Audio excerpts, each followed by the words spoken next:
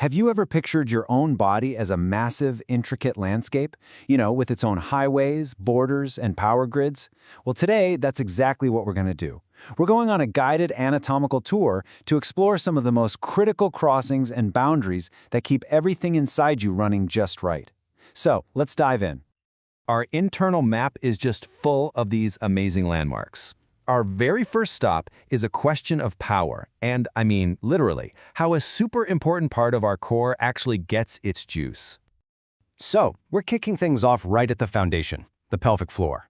It's this incredibly powerful group of muscles holding up our organs. But where does it get its power from? Let's trace the supply lines and find the main artery that's doing all the heavy lifting. Okay, so we've got 5 potential suspects on our list. Let's take a look at the map, see where all these different routes go, and start narrowing things down. This chart really helps us play detective here. Right off the bat, you can see the gluteal arteries. Well, they supply the gluteal region, no surprise there. The external iliac, that's the main highway down to your leg, and the common iliac is kind of like the major fork in the road that splits off into these other routes. So, by process of elimination, we're really only left with one possible answer. And that leaves us with our winner, the internal pudendal artery. Yep, this is the dedicated supply line, the one that powers all those vital pelvic diaphragm muscles, like the levator ani and the coccygeus. What a perfect start to our tour. All right, let's move on to our next destination, the winding, super complex pathway of our digestive system. It's not just some simple tube. There are these really specific crossings and landmarks that are key to how the whole thing works. So here's our next puzzle, the duodenum. That's the first part of the small intestine. It makes this big C-shaped curve. But one part of that C actually travels all the way across the body's midline. The question is, which part is it, and what's the landmark it crosses at? Before we even identify the specific part, let's just pinpoint the location on our map. This big crossing happens right at the L3 vertebral level. Go ahead and lock that in your brain, L3. That's the exact coordinate we're looking for. This slide lays out the path for us perfectly. You can see the first part starts way up high at L1. The second and fourth parts, they're moving up and down, staying on their own side of the street. But look right there. It's only the third, the horizontal part, that makes that journey across the body's midline, and it happens precisely at L3. So there we have it. The third, or the horizontal, part of the duodenum is our midline crosser. And, this isn't just trivia. Its location, kind of sandwiched between major blood vessels, makes understanding this exact crossing point absolutely critical in medicine. It's a perfect example of the incredible, hidden organization happening inside our own bodies. Okay, so while we're in the neighborhood of the digestive system, let's look at another unique feature.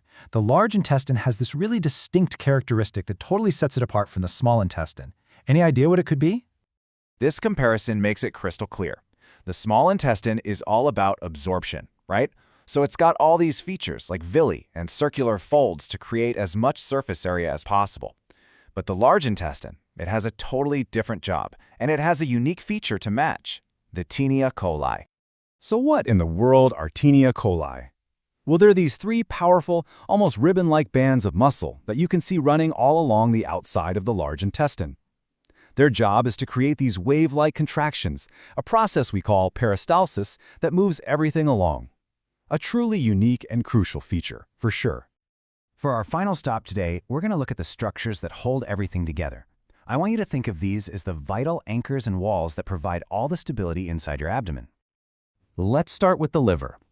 This is a big, heavy organ, so it has to be anchored down securely. A bunch of different ligaments help out, but our question is, which one connects it directly to the anterior, that's the front, wall of the abdomen? Let's trace the connections, shall we? As you can see, the coronary ligament attaches up to the diaphragm. The round ligament and the ligamentum venosum, these are actually fascinating leftovers from when we were in the womb. But that still leaves one that makes the specific connection we're hunting for. And our anchor is the falciform ligament. Now, what's so cool about this one is its dual function. Not only does it anchor the liver right to the front wall, but it also creates the boundary line that separates the massive right lobe from the left lobe. Pretty neat, huh? So let's shift from an anchor to a wall.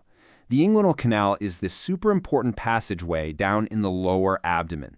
And Just like any tunnel, it has 4 sides. Our final puzzle is this. What structure forms its posterior, or its back wall? This slide is basically an architectural blueprint for the whole canal. It just lays out all 4 boundaries. The front wall is formed by something called the external oblique epineurisis. Think of it like a flat, tough sheet. The floor is the inguinal ligament, and the roof is the internal oblique muscle. That just leaves one structure left to form that back wall. And the answer is the transversalis fascia. Fascia is this thin casing of connective tissue that wraps around our muscles and organs. It's kind of like the body's internal shrink wrap. And right here, it forms that strong back wall, giving it crucial support to prevent weaknesses like hernias. And just like that, our tour comes to a close. We've navigated arteries, we've crossed the body's midline, and we've mapped out some key anchors and walls. So let's do a quick recap of all the amazing landmarks we visited today. So let's run through our 5 key landmarks one last time. Number 1, the internal pudendal artery is what powers the pelvic floor. 2, the third part of the duodenum crosses the midline at L3. 3, the taenia coli are those unique muscle bands on the large intestine. 4, the falciform ligament is the liver's anchor to the front wall. And finally, 5, the transversalis fascia forms the back wall of the inguinal canal. 5 essential takeaways from our trip. You know, our tour today only covered a handful of landmarks on what is a vast and unbelievably complex map. It really makes you wonder, doesn't it? Every single vessel, every ligament, every layer of tissue has a purpose, creating this hidden world of incredible precision. What other unseen pathways are just waiting to be explored inside of you? Thanks so much for joining me.